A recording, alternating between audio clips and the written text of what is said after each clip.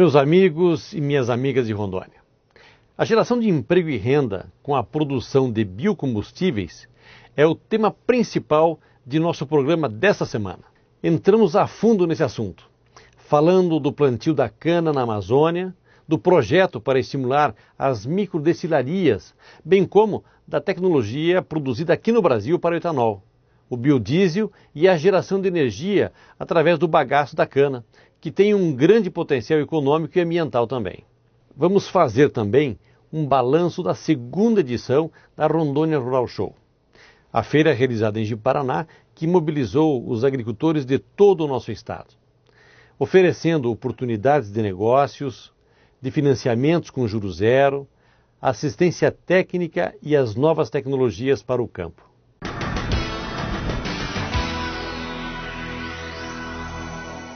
Foram 4 dias de feira, 4 dias de muito negócio em Ji-Paraná.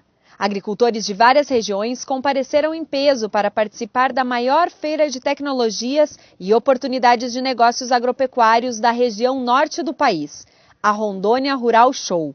Somente no escritório da Emater foram mais de 2.000 propostas protocoladas. Uma das novidades foram os projetos de R$50 mil com juros zero subsidiados pelo governo do estado. Os organizadores ficaram satisfeitos com o resultado da feira. Para eles, foi possível difundir novas tecnologias para aumentar a produtividade no campo. A segunda Rondônia Rural Show foi um sucesso, como foi a primeira. Nós temos muitas inovações durante a feira esse ano. O público participou, volume de negócios muito bom também. E tá aí, é você olhar dentro do parque, entrevistar as pessoas que estão aqui. Assim, a gratificação, a alegria deles é muito grande. Os negócios que foram feitos esse ano foram negócios com a chance de ser efetivada muito maior do que do ano passado. O processo de inserção tecnológica nas propriedades, eu tenho certeza que está startado já.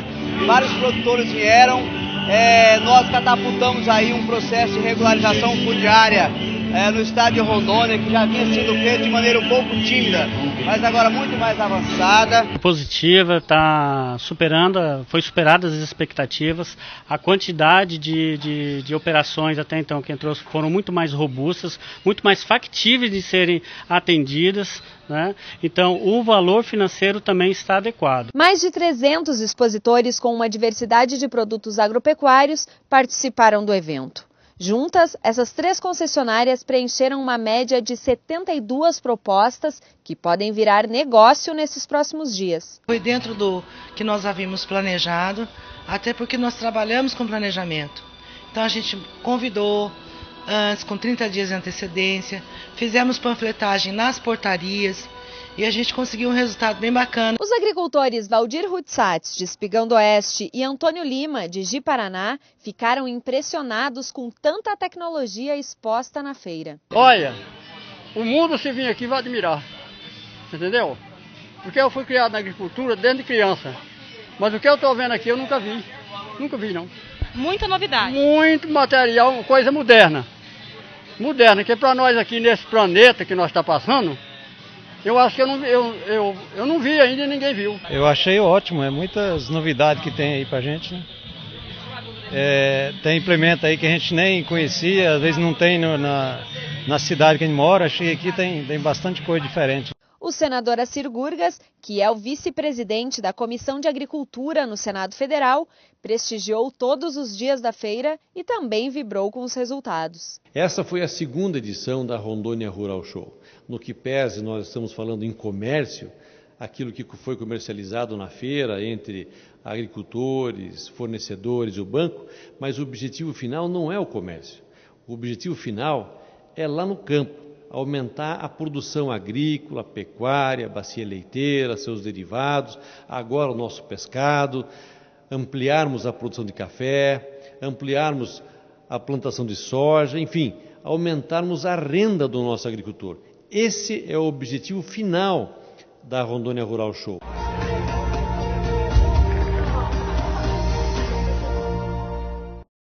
Senador, hoje em dia seria muito bom se os estudantes pudessem usar tablets e livros eletrônicos nas salas de aula, mas esses aparelhos continuam muito caros para o povo. Tem como mudar isso?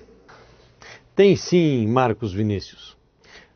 Para isso, eu apresentei em 2010 um projeto de lei para fazer com que os livros eletrônicos e tablets tenham um imposto de importação mais baixos, assim como acontece com os livros de papel. Esse projeto já foi aprovado em comissões aqui no Senado e foi enviado para a Câmara dos Deputados, onde deve ser votado e esperamos que seja aprovado, pois é um projeto importante para os nossos estudantes. O projeto prevê que os livros eletrônicos e os equipamentos que tenham como uso primordial a leitura de textos e documentos fiquem cada vez mais baratos através de um benefício fiscal. Com isso, todo o país sai ganhando, pois a educação será cada vez mais incentivada. Com melhor educação, teremos melhores empregos e uma economia mais forte.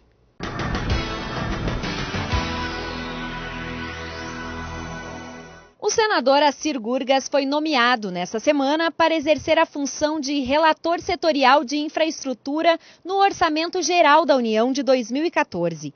A nomeação foi feita pelo presidente da Comissão Mista de Planos, Orçamentos Públicos e Fiscalização, senador Lobão Filho, após acordo entre os líderes de bancada do Congresso Nacional.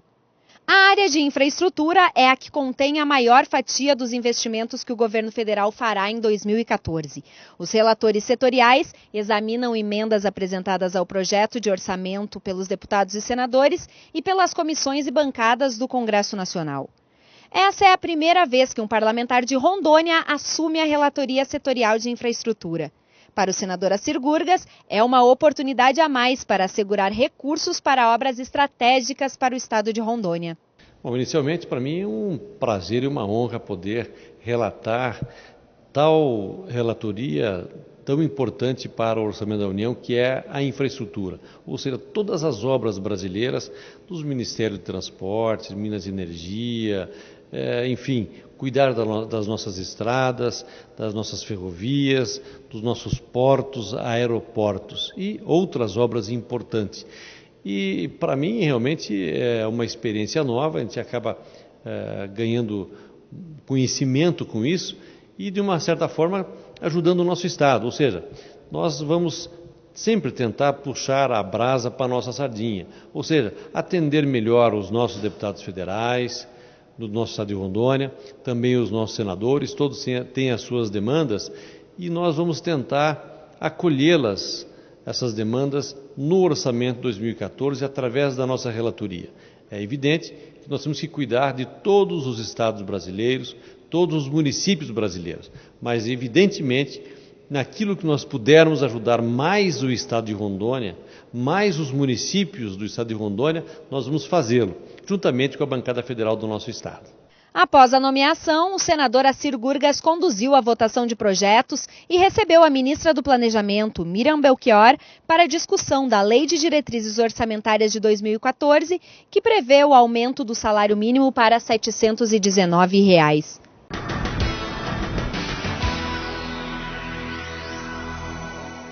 No último dia 17, o senador Assir Gurgas, acompanhado do deputado federal Marcos Rogério, participou de reunião na Justiça Federal em Porto Velho. Na ocasião, o juiz federal Herculano Martins falou sobre as dificuldades que o órgão vem passando em Ji-Paraná devido à falta de infraestrutura. Para o juiz, será necessário expandir a sede naquela cidade. E isso gera necessidade de investimentos, de recursos, inclusive orçamentários, para que possamos ter uma estrutura digna nas várias subseções judiciárias federais no estado. Ao todo, 12 juízes das varas federais atendem cerca de 54 mil processos no estado. O espaço físico das instalações da unidade de Ji-Paraná não é mais suficiente para atender as necessidades locais. Vamos levar esse assunto para a bancada federal, nós vamos defender deixar à disposição da Justiça Federal do Estado de Rondônia em 2014 uma emenda de bancada para que nós possamos estruturar toda a Justiça Federal no Estado de Rondônia. A bancada federal tem um papel importante nesse processo porque é justamente a forma de se encontrar recursos para a construção desses espaços, né?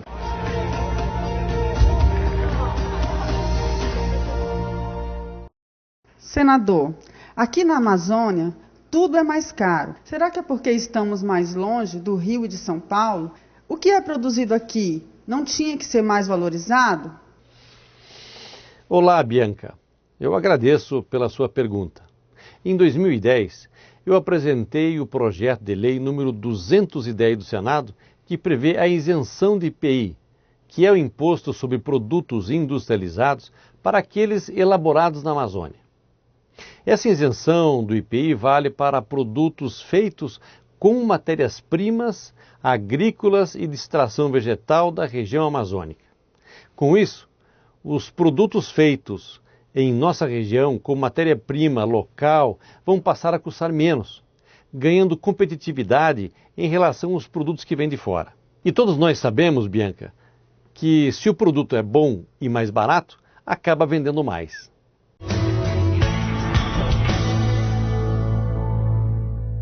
A tecnologia de biocombustíveis foi tema de entrevista com o senador Assir Gurgax na TV Senado. O senador defende a descentralização da produção de etanol, investimentos no setor e o plantio de cana-de-açúcar em áreas já degradadas na Amazônia.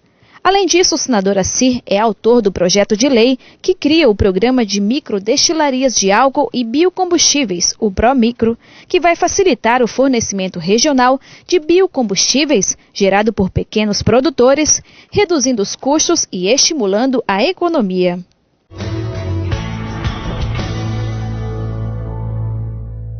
Nós estamos falando em áreas já transformadas, áreas que já se plantam ou áreas que estão sem plantio nenhum, que já foram feitos o desmatamento. Nós queremos que o governo autorize ou que financie o plantio de cana-de-açúcar na Amazônia, para que nós possamos ter o nosso próprio combustível. Hoje nós recebemos em Rondônia o álcool de outros estados, do Mato Grosso ou até de São Paulo, de Paulínia. Olha a distância que se leva o álcool.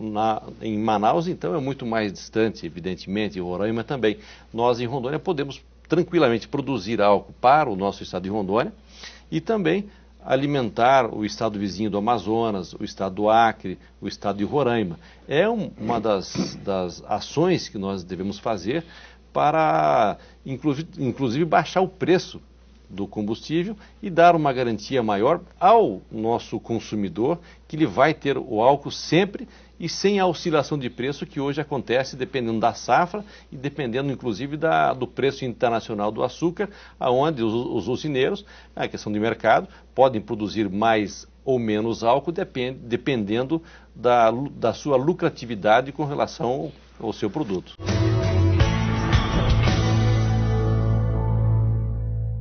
Olha, na verdade é uma competição, ela não aparece nas ruas, não aparece nos bate-papos, mas há, evidente, sempre uma disputa entre o petróleo e a produção de combustível através de cana-de-açúcar e dos biocombustíveis também.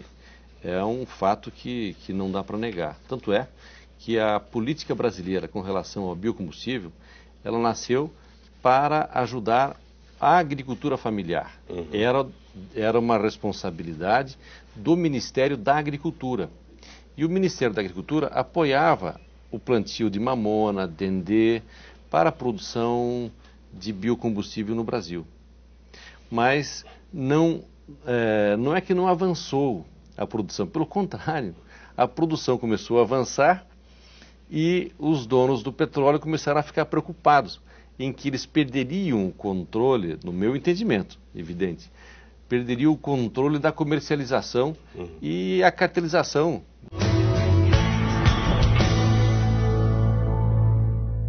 Não justifica nós estarmos importando milhões de litros de etanol para abastecer os nossos veículos. Nós temos condições de produzir.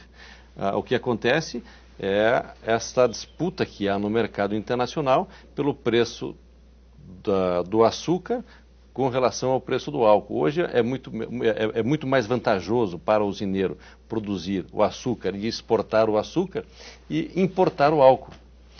Nós temos que reverter isso e equilibrar, fazendo com que haja um aumento na produção de cana-de-açúcar no Brasil.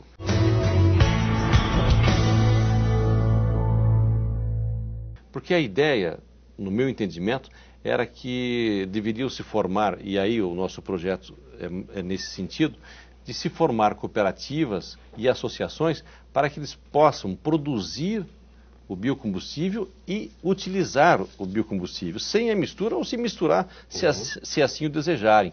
Mas eles mesmos comercializar entre eles. Montar uma associação para produzir o biocombustível e esse biocombustível fornecer ao próprio agricultor, aos próprios associados. É um autoconsumo para a produção de alimentos. Eu entendo que no começo o objetivo principal era esse. Depois houve essa mudança que dificultou. Nós em Rondônia, por exemplo, nós temos 4 usinas de biocombustível e elas têm que fazer um transporte para o sul do país para serem misturados ao óleo diesel e depois retorna aos postos de combustível de Rondônia para serem utilizados pelo consumidor. Inviável. É inviável e um absurdo, é uma perda de dinheiro muito grande do país. Então nós não podemos manter nessa situação. O programa No Senado com a Cirgurgas encerra aqui. Acompanhe as ações do senador de Rondônia pela internet e pelas redes sociais. Acesse o nosso site, curta a nossa página no Facebook e siga-nos no Twitter.